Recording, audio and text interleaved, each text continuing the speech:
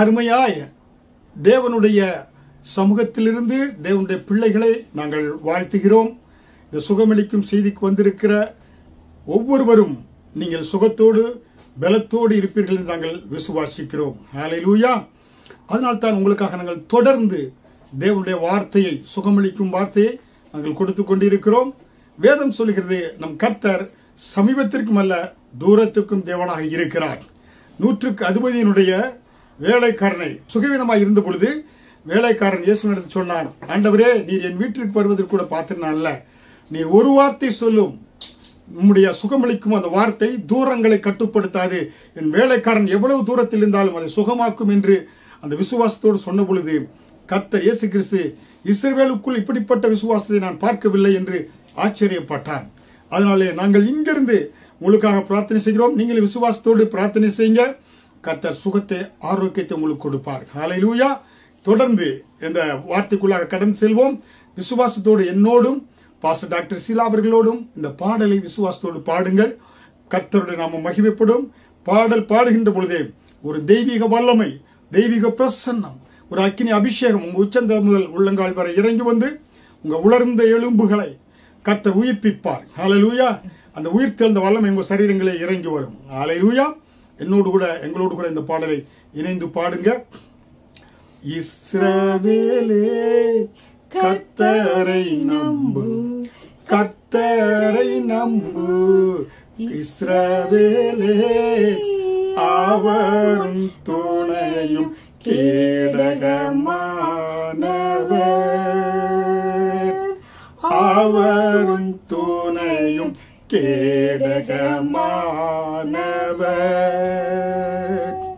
புழுதியிலிருந்து தூக்கிடுவார், குப்பையிலிருந்து உயர்த்திடுவார், புழுதியிலிருந்து தூக்கிடுவார், குப்பையிலிருந்து உயர்த்திடுவார். பிரபுக்களோடும் ராஜாக்களோடும் உட்கார செய்பவர் உனக்கு உண்டு. பிரபுக்களோடும் ராஜாக்களோடும் உட்கார செய்பவர் உனக்கு உண்டு. இஸ்ரவேலே கர்த்தரை நம்பு, கர்த்தரை நம்பு, கர்த்தரை நம்பு, இஸ்ரவேலே அவர் உன் துணையும் கேடகமானவர், அவர் உன் துணையும் கேடகமானவர். அவர் உன்னை விட்டு விலகுவதில்லை, அவர் உன்னை என்றும் கைவிடுவதில்லை, அவர் உன்னை விட்டு விலகுவதில்லை, அவர் உன்னை என்றும் கைவிடுவதில்லை. உள்ளம் கையில் வரைந்தவர், அவர் உன்னை என்றும் மறப்பதில்லை.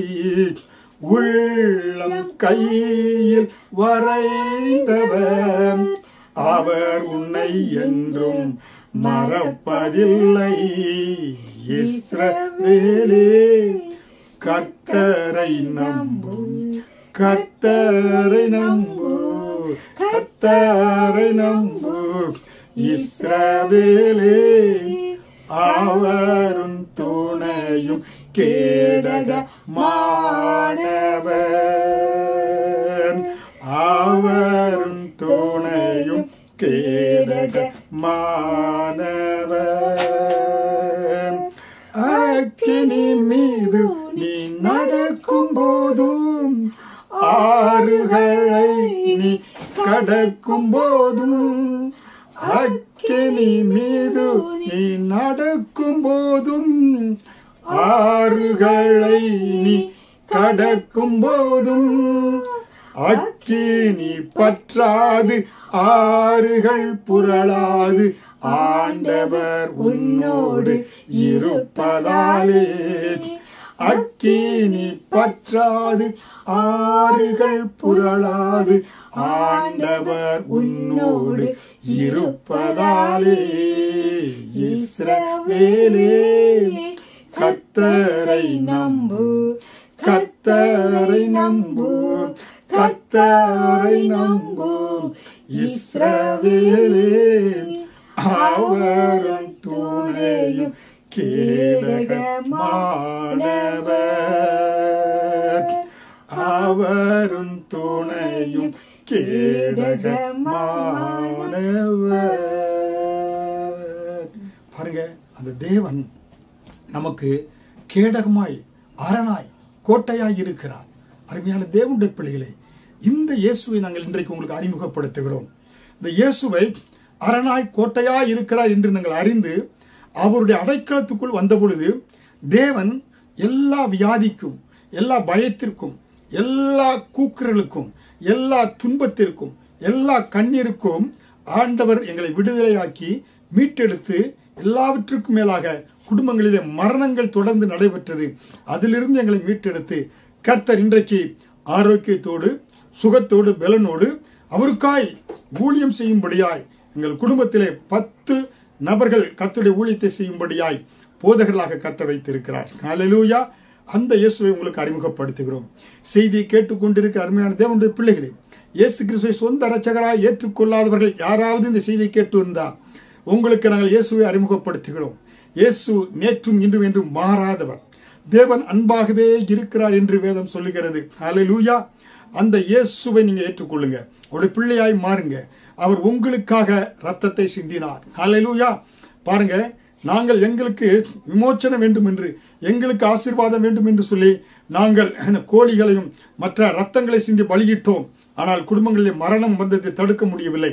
ஆனால் எனக்காக ஒருவர் மரித்தார், ரத்தம் சிந்தினார் என்று இயேசுவை நான் அறிந்த பொழுது அவர் முற்றிலுமாக, மகனே மகளே, நீ ரத்தத்தை பலியிட வேண்டாம், நானே உனக்காக ஒரு தரம் பலியாகிவிட்டேன், என்னை ஏற்றுக்கொள், என்னுடைய ரத்த கோட்டைக்கு வந்துவிடு என்று சொன்ன பொழுது முழு குடும்பமாய் வந்து விட்டோம். ஹல்லேலூயா. அதனால இந்த செய்தியை கேட்கிற அருமையான தேவனுடைய பிள்ளைகளே, நீங்கள் என்னோடு கூட இந்த ஜெபத்தை நீங்கள் சொல்லுகின்ற பொழுது நீங்களும் தேவனுடைய பிள்ளையாய் மாறுறீங்க, அவர் ரத்த கோட்டைக்கு வந்து விடுறீங்க. ஹல்லேலூயா. பரலோக பிதாவே, நீர் உம்முடைய குமாரனாய் இயேசுவை இந்த பூமியில் அனுப்புனதுக்காக நன்றி செலுத்துகிறேன் என்று என்னோடு சொல்லுங்க. அந்த இயேசு இந்த பூமியில வந்து எனக்காக மரித்தார், அடக்கம் செய்யப்பட்டார், 3ஆம் நாள் உயிரோடு எழும்பினார், எனக்கு பாவத்திலிருந்து சாபத்திலிருந்து முற்றிலுமாய் விடுதலை கொடுத்தார், அவரே என் ரட்சகர் என்று வாயில நீங்க அறிக்கை செய்கின்ற பொழுது நீங்க முற்றிலுமாய் விடுதலை பெற்றுக் கொள்றீங்க. இயேசு உங்க ரட்சகராக மாறுறாரு, அவருடைய பிள்ளையாய் மாறுறீங்க, அந்த ரத்த கோட்டைக்கு வந்து விடுறீங்க. கர்த்தர் சொல்கிறாரு, ஏன்னா நீங்க வந்து நான் நாணமான இல்லாமல் இருக்கலாம் என்று நினைக்கலாம். கர்த்தர் உங்களை புழுதியிலிருந்து தூக்கி பிரபுக்களோடும் ராஜாக்களோடும் உட்கார வைக்கிறார். ஹல்லேலூயா. தாவீது பாருங்க, கரவலாடின் பின்னாக ஆடுகளை மேய்த்துக் கொண்டிருந்தான்.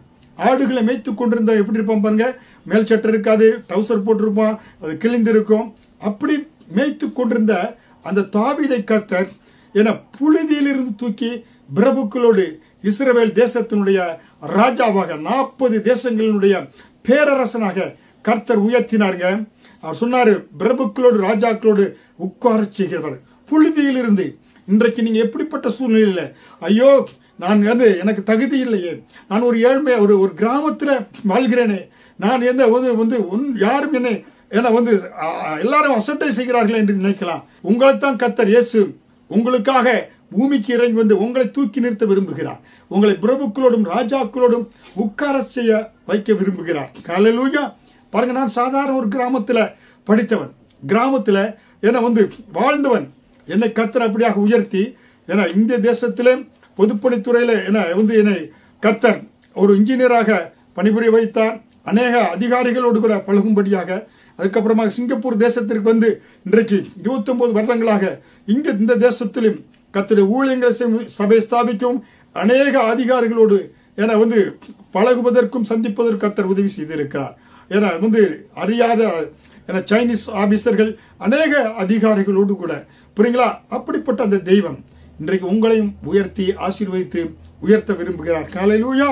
அதே போல அவர் வாக்கு கொடுத்திருக்கிறார், நான் உன்னை விட்டு விலகுவதும் இல்லை, உன்னை கைவிடவும் இல்லை, நான் உள்ளங்கையில் வரைந்திருக்கிறேன், உன்னை நான் என்றைக்கும் மறப்பதில்லை என்று வாக்கு கொடுக்கிறார். அன்றைக்கு பாருங்க, இஸ்ரவேல் ஜனங்கள் பார்த்தீங்கன்னாக்க, ஏன்னா அன்றைக்கு 30 லட்சம் ஜனங்கள் வனாந்திரத்தில் வர்றாங்க. இந்த 30 லட்சம் ஜனங்களையும் சபிக்கும்படியாய் பாலாக் என்ன செய்கிறான், பிலேயாமினிடத்தில் பணத்தை கொடுத்து லஞ்சத்தை கொடுத்து, பிலேயாம் ஒரு தீர்க்கதரிசி, இந்த இஸ்ரவேல் ஜனங்களை அவன் அந்த தீர்க்கதரிசி ஆசீர்வதித்தால் ஆசீர்வாதம் வருவாய், ஜனங்கள் பெற்றுக்கொள்வாங்க, சபித்தால் சாபம் வரும் என்பதை அறிந்த பாலாக் பிலேயாமை கூட்டு கொண்டு வந்து இந்த ஜனங்கள் பள்ளத்தாக்கிலே 3 மில்லியன் 30 லட்சம் ஜனங்கள் படுத்து இருக்கிறாங்க, நன்றாக தூங்கி கொண்டு இருக்கிறாங்க. மோசே, யோசுவா எல்லாரும் தூங்கி கொண்டு இருக்கிறாங்க, ஆரோன் எல்லாரும். ஆனால் அந்த இரவில் அவங்களுக்கு தெரியாது, அவர்களுக்கு விரோதமாய் அங்கே அந்த மலை சுற்றி 3 பக்கம் மலை இருக்கிறது. அங்கே பிலேயாம் பாலாக் ஏவப்பட்டு பார்த்தீங்கன்னா ஒரு மலையிலே 7 ஆடுகள் 7 காளைகள் பலியிட்டாங்க, 14. ஏன்னா பலியிட்டு அவர்கள் வாயை பிலேயாம் வாயை திறந்து இஸ்ரவேல் ஜனங்களை சபிக்க தொடங்குறான். சொல்றான், நான் ஆசீர்வதிக்க கட்டளைப்பட்டேன், பெற்றிருக்கிறேன், தேவ ஜனங்கள் இவர்களை சபிக்க முடியாது என்று வாயிலிருந்து வருகிறது. புரியுங்களா? ஆனா பாலாக் பார்க்கிறான், என்ன சபிக்க சொன்ன ஆசீர்வதிக்கிறான்ட்டு அடுத்த மலைக்கு கூட்டு போறான். பள்ளத்தாக்கில் படுத்து இருக்கிறாங்க, அவர்களுக்கு தெரியாது தமக்கு விரோதமாய் அங்க மந்திரம் நடக்கிறது என்று. அங்கே இருந்து இப்பொழுது 7 ஆடு 7 காளையை பலியிடுறாங்க. பலியிட்டு வாயை திறக்கிறான் பிலேயாம். இப்பொழுது இஸ்ரவேல் ஜனங்களை பார்த்து திறக்கின்ற பொழுது இந்த ஜனங்கள் காண்டாமிருகத்துக்கொத்த பலனுள்ள ஜனங்களாய் இருக்கிறாங்க. என்னாகும் 23வது அதிகாரத்தில் வசனம் 21, 22, 21 பார்க்கலாம். சொல்றாரு, யாக்கோபுக்கு விரோதமான மந்திரம் இல்லை, இஸ்ரவேலுக்கு விரோதமான குறி சொல்லுதலும் இல்லை என்று சொல்லி பிலேயாம் இஸ்ரவேல் ஜனங்களை பார்த்து சொல்லுகிறான். பாருங்க, யாக்கோபுக்கு விரோதமான மந்திரம் இல்லை, பாருங்க, இஸ்ரவேலுக்கு விரோதமான குறி சொல்லுதலும் இல்லையா. இன்றைக்கு ஆவிக்குரிய பிரகாரமாக யாக்கோபின் சந்ததியாக நாம் இருக்கிறோம், இஸ்ரவேலராய் இருக்கிறோம். அந்த இஸ்ரவேல் ஜனங்களுக்கு சபிக்க சொன்ன பொழுது வாயிலிருந்து வருகிறது, இந்த ஜனங்களை நாம் சபிக்க முடியாது, இவர்களுக்கு விரோதமான மந்திரமும் இல்லை, குறி சொல்லுதும் பலிக்காது, இவர்கள் காண்டாமிருகத்துக்கொத்த பலன் உள்ளவர்கள். ஹல்லேலூயா. அடுத்த இன்னொரு மலையில கூட்டு போகிறார் பாலாக் பிலேயாம் 3வது மலையிலே. அந்த ஜனங்கள் படுத்திருக்கிறாங்க, 30 லட்சம் ஜனங்கள். வாயை திரு சபிக்க சொல்கின்ற பொழுது இஸ்ரவேலை ஆசீர்வதிப்பதே கர்த்தருக்கு பிரியம் என்று சொல்லி என்னாகும் 24வது அதிகாரம் வசனம் 1 மேல பிலேயாம் சொல்கிறார். பாருங்க, அப்படியாக ஆசீர்வதிக்கிறார். ஹல்லேலூயா. அதனால தான் அருமையான தேவனுடைய பிள்ளைகளே, கர்த்தர் அன்பாகவே இருக்கிறார். தேவன் எப்படிப்பட்டவராக இருக்கிறார், நீங்க ரத்த கோட்டைக்கு வருகின்ற பொழுது உங்களை அவர் என்ன செய்ய முடியாது, உங்களுக்கு விரோதமாய் எந்த மந்திரமும் பலிக்காது, மந்திரவாதியும் காரியங்களை செய்ய முடியாது. ஹல்லேலூயா.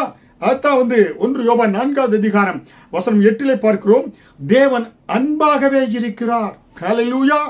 தேவன் அன்பாகவே இருக்கிறாருங்க. அருமையான தேவனுடைய பிள்ளைகளே, தேவன் அன்பாகவே இருக்கிறார் என்பதை எப்படி பார்க்கலாம்? விசேஷமாக கர்த்தர் வாலிப மரணத்தை தடுக்கிறார்.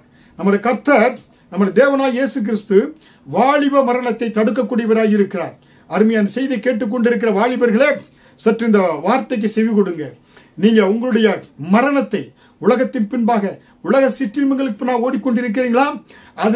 அதனால வந்தக்கூடிய தோல்வி நிமித்தம் ஒருவேளை நீங்க சூசைட் பண்ணலாம் தீர்மானித்திருக்கிறீங்களா? மரணம் தான் எனக்கு முடிவு என்று நினைத்திருக்கீங்களா?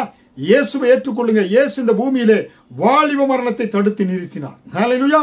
கர்த்தராகிய இயேசு கிறிஸ்து பழைய ஏற்பாட்டில் பார்க்கின்ற பொழுது வாலிப மரணத்தை தடுத்து நிறுத்தினார். ஹல்லேலூயா. ஆதியாகமத்தில் பார்க்கின்ற பொழுது ஆதியாகமம் 3வது அதிகாரம் வசனம் 21 தேவனாய கர்த்தர் ஆதாமுக்கும் அவன் மனைவிக்கும் தோல் உடைகளை உண்டாக்கி அவர்களுக்கு உடுத்தினார் என்று. ஆதாம் பாவம் செய்த பொழுது, ஏவாள் கொடுத்த பழத்தை சாப்பிட்டு பாவம் செய்த பொழுது, பாவம் செய்கிற ஆத்துமா சாக வேண்டும். அங்கே ஆதாம் சாக வேண்டும், ஏவாள் சாக வேண்டும். ஆனால் கர்த்தர் ஆதாமை தப்புவித்து ஏவாளை தப்புவித்து ஒரு மிருகத்தை அடித்து தோல் உடைகளை உடுத்தினார். ஹல்லேலூயா. பாருங்க, தேவன் அன்பாகவே இருக்கிறார்.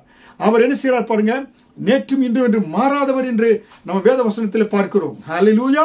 அருமையான தேவனுடைய பிள்ளைகளை, வாலிப மரணத்தை தடுக்கக்கூடியவர் கர்த்தராகிய இயேசு கிறிஸ்து. ஹல்லேலூயா.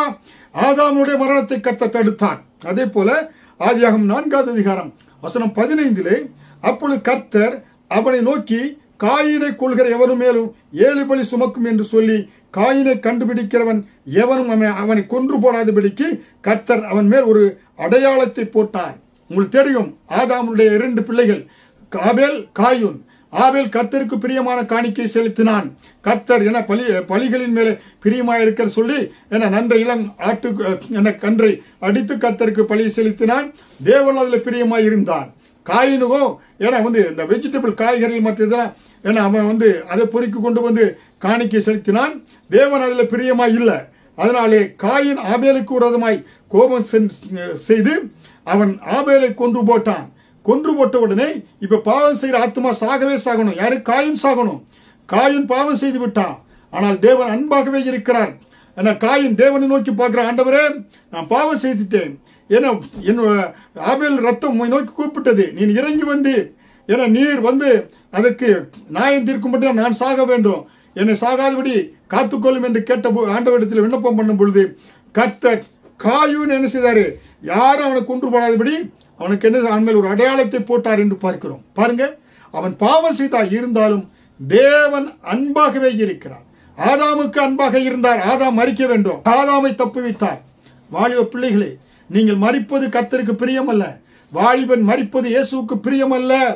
ஏனென்றால் வாலிப பிரயாசத்திலே இயேசு மரித்து வாலிபர்கள் வாழ்ந்திருக்க வேண்டும், இந்த உலகம் வாழ்ந்திருக்க வேண்டும் என்று ஒரு வாலிபன் சிலுவையிலே என்ன சொன்னார் பார்த்தீங்கன்னா தொங்கினார். ஹல்லேலூயா. சரித்திர ஆசிரியர் சொல்றாங்க, அவருடைய எலும்பெல்லாம் எண்ணலாமா, அவருடைய அங்கியெல்லாம் பங்கு போட்டார்கள் என்றால் அவர் நிர்வாணமாக தொங்கினார் என்று சொல்றாங்க. ஹல்லேலூயா. இயேசு நீ உன்னுடைய நிர்வாணம் காணாதபடிக்கு, நீ இந்த பூமியிலே மரிக்காதபடி உனக்காக வாலிபனாக இயேசு சிலுவையிலே மரித்தார் என்பதை நினைவில் வைத்துக்கொள். அதனால் தான் வாலிப மரணத்தை தடுக்கும் கர்த்தர் என்று பார்க்கிறோம். வாலிப மரணத்தை தடுக்கும் இயேசு என்று பார்க்கிறோம். இரண்டாவதாக ஆதியாகமம் 6வது அதிகாரம் 9வது வசனத்தில் பார்க்கின்ற பொழுது, நோவா தன் காலத்தில் இருந்தவர்களுக்குள்ளே நீதிமானும் உத்தமனுமாய் இருந்தான். நோவா தேவனோடு சஞ்சரித்துக் கொண்டிருந்தான். அன்றைக்கு உலகத்தில் பாவம் பெருகின பொழுது கர்த்தர் உலகத்தில் எல்லா ஜனங்களையும் அழிக்கும்படியாக விரும்பினார். அப்பொழுது கர்த்தர் யாரை பாதுகாத்தார் பாருங்க. ஆதியாகமம் 7வது அதிகாரம் வசனம் 13 அன்றைய தினமே நோவாவின் குமாரர் சேம், காம், யாபேத், நோவாவின் மனைவி, அவன் குமாரனின் 3 மனைவிகளும் பேழைக்குள் பிரவேசித்தார்கள்.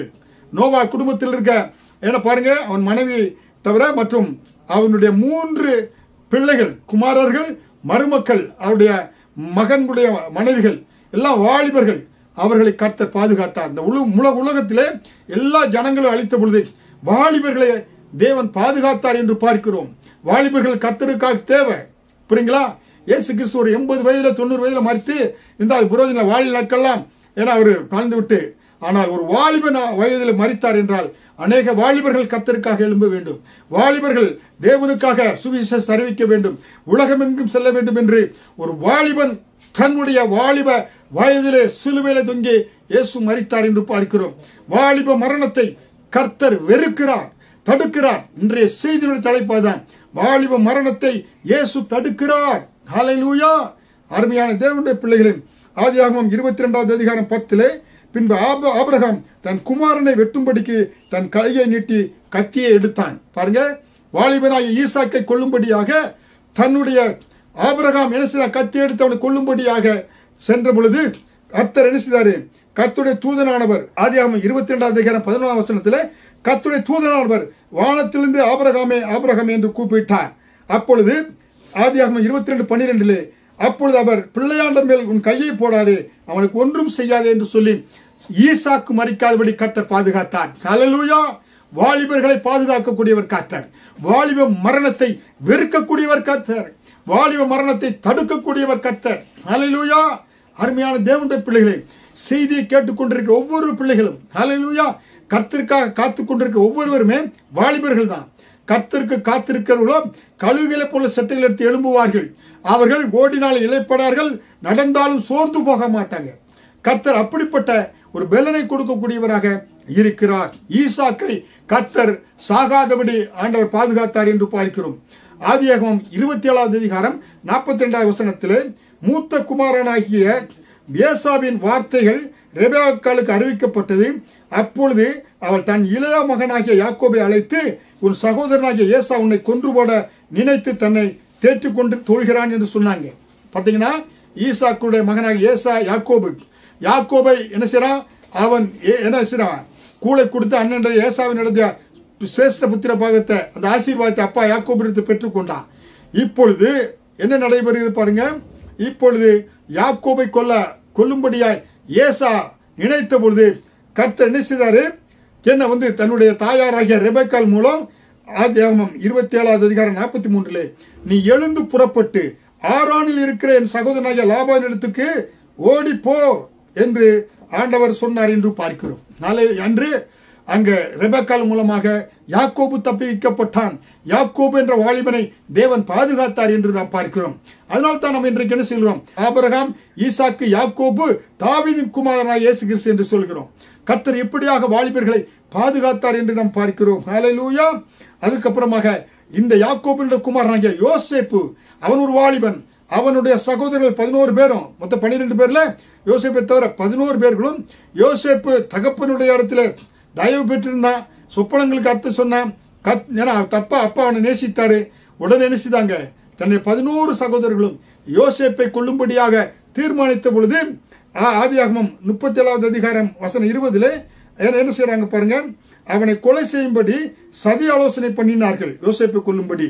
ஆதியாகமம் 37வது அதிகாரம் 20 அவனை கொன்று இந்த குழியில் ஒன்றிலே அவனை போட்டு துஷ்டமிருகம் பட்சித்தது என்று சொல்லுவோம் பாருங்கள் என்றார்கள். பாருங்க, ஏன்னா அவனை குழியில தள்ளி போட்டு அந்த யோசேப்பை கொல்லும்படியா சகோதரர்கள் என்ன செய்தாங்க? தீர்மானித்தாங்க. ஆனாலும் யோசேப்பை கொல்லாதபடி கர்த்தர் பாதுகாத்து அவருடைய சகோதரர் அவனை எதிர்த்து மீதியான இடத்துல வித்து போட்டாங்க. அவன் எகிப்து தேசத்துக்கு வருகிறான் என்று பார்க்கிறோம். ஹல்லேலூயா. அருமையான தேவனுடைய பிள்ளைகளே, தேவன் எப்படியாக வாலிப மரணத்தை தடுக்கிறார் என்று பார்க்கிறோம். தடுப்பது மட்டுமல்ல, அந்த வாலிபர்களை கொண்டு கர்த்தர் பெரிய காரியத்தை செய்யக்கூடியவராக இருக்கிறார். ஹல்லேலூயா. அருமையான தேவனுடைய பிள்ளைகளே, ஒருவேளை வாழ்க்கையை முடித்துக் கொள்ளலாம் என்று என நினைத்துக் கொண்டிருக்கிற யாராவது இந்த செய்தியை கேட்டுக்கொண்டிருந்தார், கர்த்தர் உன்னை ரட்சித்து மரணத்திலிருந்து உன்னை மீட்டெடுத்து மரணத்தை மாற்றி உன்னை கர்த்தர் இந்த பூமிக்கு ஆசீர்வாதமாய் புழுதிலிருந்து தூக்கி எடுத்து பிரபுக்களோடும் ராஜாக்களோடும் உட்கார வைக்கிறார். குப்பையிலிருந்து தூக்கி எடுத்து உன்னை பிரபுக்களோடும் ராஜாக்களோடும் உட்கார வைக்கக்கூடிய தேவனாய் இருக்கிறார். ஹல்லேலூயா. அதனால தான் நம்ம இதுல பார்க்கிறோம். எபேசியர் 4:2வது அதிகாரத்துல என்ன வசனம் 7 பார்க்கின்ற பொழுது கூட 4 முதல் 7 பார்த்தா தேவன் நம்மை என்ன செய்திருக்க? இயேசு கிறிஸ்து அவர் நம்மை மீட்டெடுத்து ஏன்னா பிதாவின் வலது பாரிசத்தில் இயேசு உட்கார்ந்து இருக்கிறாரு. இயேசுடைய வலது பாரிசத்தில் நம்மளை உட்காரும்படியாய் எல்லா துரைத்தனங்கள் அதிகாரத்தையும் கீழே போட்டு அதை மேற்கொள்ளும்படி அதிகாரத்தை நம்ம கொடுத்திருக்கிறார் என்று எபேசியர் 2வது அதிகாரத்தில் பவுல் சொல்கிறார். அப்படிப்பட்ட உயர்ந்த ஸ்தானத்திலே ஹெவன்லி பிளேஸ்ல உன்னதத்திலே தேவன் நம்மை உட்கார வைக்கிறாராம். உட்கார வைத்து விட்டார் இயேசு சிந்திய ரத்தத்தின் மூலமாக. ஹல்லேலூயா. அது மட்டுமில்ல பாருங்க, அதே போல மோசே வனாந்தரத்தில் இஸ்ரவேல் ஜனங்களை அழைத்துக் கொண்டு வருகிறார். என்னாகும் 14வது அதிகாரம் வசனம் 26 பார்த்தோம் என்றால், பின்னும் கர்த்தர் மோசையும் ஆரோனையும் நோக்கி வசனம் 27 தொடர்ந்து பார்ப்போம். எனக்கு விரோதமாய் முறுமுறுக்கிற அந்த பொல்லாத சபையாரை எதுவரைக்கும் பொறுப்பேன்? இஸ்ரவேல் புத்திரர் எனக்கு விரோதமாய் முறுமுறுக்கிறதை கேட்டேன். 28வது வசனத்திலே என்னாகும் 14:28 நீ அவர்களோடு சொல்ல வேண்டியது என்னவென்றால், நீங்கள் என் செவிகள் கேட்க சொன்ன பிரகாரம் உங்களுக்கு செய்வேன் என்பதை என் ஜீவனை கொண்டு சொல்கிறேன் என்று கர்த்தர் உரைக்கிறார். என்னாகும் 14:29 இந்த வனாந்தரத்தில் உங்கள் பிரேதங்கள் விழும். உங்களில் 20 வயது முதல் அதற்கு மேற்பட்டவர்களாக எண்ணப்பட்ட உங்கள் தொகைக்கு உட்பட்டவர்களும் எனக்கு விரோதமாய் முறுமுறுத்தவர்களும் ஆகிய அனைவருடைய பிரேதங்களும் விழும் என்று சொன்னார். கர்த்தருக்கு விரோதமாய் மோசேக்கு விரோதமாய் ஜனங்கள் பேசினாங்க. இஸ்ரவேல் ஜனங்கள் வனாந்தரத்தை வந்த பொழுது அப்பொழுது கர்த்தருடைய வாதை வந்ததினாலே 20 வயதுக்கு மேற்பட்ட அனைவரும் என்ன மரித்து போனார்கள். ஹல்லேலூயா. வாலிபர்களை கர்த்தர் பாதுகாத்தார். ஹல்லேலூயா. ஆண்டவர் என்ன யோசுவாவை ஆண்டவர் பாதுகாத்தார். 20 வயதுக்குட்பட்ட வாலிபர்களை கர்த்தர் பாதுகாத்தார் என்று நாம் பார்க்கிறோம். ஹல்லேலூயா. என்னாகும் 14வது அதிகாரம் வசனம் 30 எப்புன்னேவின் குமாரனாகிய காலேபும் நூனின் குமாரன் யோசுவாவோடு கூட அந்த 20 வயதுக்குள்ள வாலிபர்கள் தான் கானான் தேசத்துக்குள்ளாக பிரவேசித்தார்கள். ஹல்லேலூயா. அருமையான தேவனுடைய பிள்ளைகளை கர்த்தர் எப்படியாக வாலிபர்களை பாதுகாக்கிறார். ஹல்லேலூயா. அருமையாய் சற்று யோசிங்க. வாலிப மரணத்தை வெறுக்கக்கூடியவர் கர்த்தர் என்று பார்க்கிறோம். 1 சாமுவேல் அதாவது புத்தகத்துக்கு வருகின்ற பொழுது கர்த்தர் தாவீதை எப்படியாக பாதுகாக்கிறார் என்று 1 சாமுவேல் 19வது அதிகாரத்திலிருந்து 22வது அதிகாரத்தை வரை பார்க்கலாம். ஆனால் விசேஷமாக 1 சாமுவேல் 1வது அதிகாரத்தில் தாவீதை கொன்று போடும்படிக்கு சவுல் தன் குமாரனாகிய யோனத்தானோடும் தன் ஊழியர்காரர் எல்லோரோடும் பேசினான். சவுல் ராஜா, இஸ்ரவேலுடைய முதல் ராஜா, தாவீதை கொலை செய்யும்படியாக அங்க தீர்மானம் பண்ணுகிறான். தீர்மானம் பண்ணுகின்ற பொழுது சவுல் தாவீது ஒரு வாலிபன், அவனை கொல்லும்படியாக தீர்மானம் செய்த பொழுது கர்த்தர் நினைத்தாரு. கர்த்தர் தாவீதை அருமையாய் பாதுகாத்தார். சவுலுடைய கைக்கும் சரி, சிங்கத்தின் வாய்க்கும் கரடியின் வாய்க்கும் தப்புவித்து வாலிபன் ஆகிய தாவீதை கர்த்தர் தப்புவித்தார் என்று பார்க்கிறோம். ஹல்லேலூயா. தன் இருதயத்துக்கேற்ற தாசனாக தாவீது மாறினான் என்று பார்க்கிறோம். ஹல்லேலூயா. அதே போல பாருங்க, யோபு புத்தகத்தை எடுங்க. யோபு புத்தகத்தை எடுத்தோம் என்றால் யோபு 1வது அதிகாரம் வசனம் 2 யோபுக்கு 7 குமாரர்களும் 3 குமாரத்திகளும் பிறந்தார்கள். பாருங்க, யோபு 1வது அதிகாரம் வசனம் 19 வனாந்திர வழியாய் பெருங்காற்று வந்து அந்த வீட்டின் 4 மூலையில் அடிக்க அந்த பிள்ளைகள் மேல் விழுந்ததினால் அவர்கள் இறந்து போனார்கள். யோபுடைய வாலிய பிள்ளைகள் 7 பையன்க 3 பிள்ளைகள் என்ன மரித்து போய்விட்டார்கள். யோபுடைய பிள்ளையோட வாழ்க்கை மரணத்துக்கு சாத்தான் காரணமாய் இருந்தான், இயேசு காரணம் அல்ல. யோபு சொன்னான், கர்த்தர் கொடுத்தார், கர்த்தர் எடுத்தார், கர்த்தர் நாமத்து ஸ்தோத்திரம் என்று. கர்த்தர் கொடுப்பவர் எடுப்பவர் அல்ல. தேவன் அன்பாகவே இருக்கிறார். ஆதாம் மரிக்க வேண்டும், ஆதாமை மரிக்காதபடி ஆண்டவர் பாதுகாத்தார். ஹல்லேலூயா. யோவான் 11:43 இவைகளை சொன்ன பின்பு லாசருவே வெளியே வா என்று உரத்த சத்தமாய் கூப்பிட்டார். அப்பொழுது மரித்தவன் வெளியே வந்தான் என்று யோவான் 11:44 பார்க்கிறோம். மரித்த லாசருவை கர்த்தர் உயிரோடு எழுப்பினார். ஹல்லேலூயா. அருமையான தேவனுடைய பிள்ளைகளே, ஏன் என்றால் இயேசு கிறிஸ்து அவர் சிலுவையிலே தொங்கிய பொழுது சங்கீதம் 22வது அதிகாரம் 17 தீர்க்கதரிசனம் சொல்லப்பட்டிருக்கிறது. என் எலும்புகளை எல்லாம் நான் எண்ணலாம், அவர்கள் என்னை நோக்கி பார்த்து கொண்டிருக்கிறார்கள். பாருங்க, ஒரு வாலிபன் சிலுவையிலே என தொங்கிக் கொண்டிருக்கிறான். வசனம் சொல்ல பாருங்க, வஸ்திரங்களை தங்களுக்குள்ளே பங்கிட்டு என் உடையின் பேர் சீட்டு போட்டார்கள் என்று சங்கீதம் 22:18 பார்க்கிறோம். வஸ்திரங்களை எல்லாம் களைஞ்சிட்டாங்க, எலும்புகள் எல்லாம் தெரிகிறது. என்ன படத்தில் நம்ம என்ன ஒரு துணி இருக்கிறது என்று பார்க்கிறோம் இயேசு கிறிஸ்துக்கு. ஆனால் லிட்டரலா நீங்க பாத்தீங்கன்னா அது நிர்வாணமாக இயேசு தொங்கினாராம். அப்ப அத்தனை பேரும் என்ன பெண்கள் எல்லாம் பார்க்கறாங்க. அவருக்கு எப்படியா இருக்குது அவமானம், எல்லாரும் என்ன நோக்கி பார்த்து கொண்டிருக்கிற அவமானம். நாம் நிர்வாணமாய் தெரியாதபடி இயேசு அவர் அவமானத்தை சுமந்தார். அவர் நிர்வாண கோலமாக அவர் சிலுவையிலே தொங்கினார். ஒரு வாலிபன் என்ன பார்த்தீங்கன்னாக்கா நிர்வாண கோலமாய் சிலுவையிலே தொங்கியது மாதிரி இங்கே காண்பிக்கப்படுகிறது. ஹல்லேலூயா. காரணம், வாலிப மரணத்தை இயேசு கிறிஸ்து வெறுக்கிறார். வாலிப மரணத்தை இயேசு கிறிஸ்து தடுக்கிறார். அருமையான தேவனுடைய பிள்ளைகளே, இந்த செய்தியை கேட்டுக்கொண்டிருக்கிற அருமையான தேவனுடைய பிள்ளைகளே, இன்றைக்கு இயேசு கிறிஸ்துடைய கரம் உங்களை தொடுகிறது. மரணத்தை தேவன் என்ன வெறுக்கிறார். மரணத்தின் பிடியில் இருக்கிற உங்களை இயேசு கிறிஸ்து உங்கள் மரணத்தினுடைய படுக்கையை மாற்றி போடுகிறார். தேவன் அன்பாகவே இருக்கிறார். நான் கர்த்தர், நான் மாறாதவர் என்று மல்கியா 3வது அதிகாரம் 6வது வசனத்தில் பார்க்கிறோம். ஆதாம் மரிக்காதபடி, காயின் மரிக்காதபடி, கர்த்தர் ஒவ்வொருவரும் மரிக்காதபடி ஆண்டவர் பாதுகாத்தாரு. ஈசாக்கு மரிக்காதபடி, அதே போல இஸ்ரவேல் ஜனங்கள் வாலிபர்கள் மரிக்காதபடி, தாவீது மரிக்காதபடி கர்த்தர் பாதுகாத்தாரே. அதே தேவன் இன்றைக்கு மரணத்தை தடுத்து நிறுத்துகிறார்.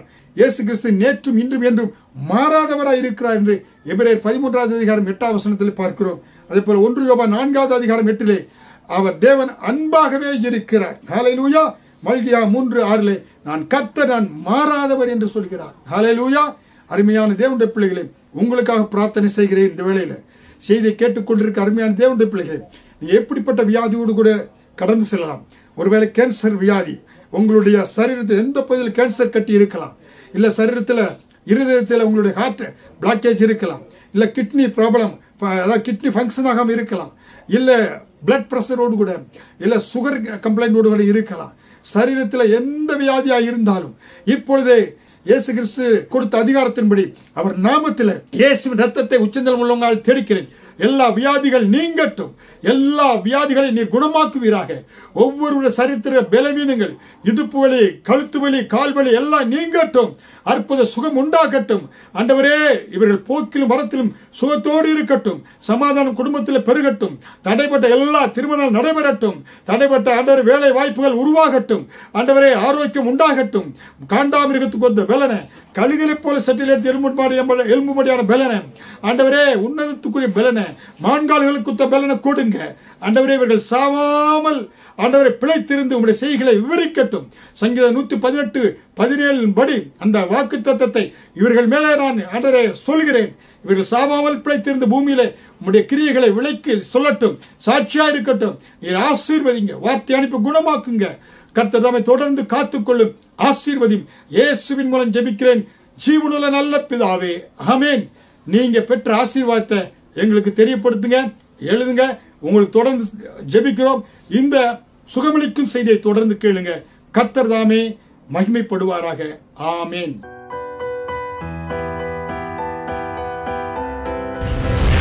கர்த்தர் உங்களை ஆசீர்வதிப்பாராக.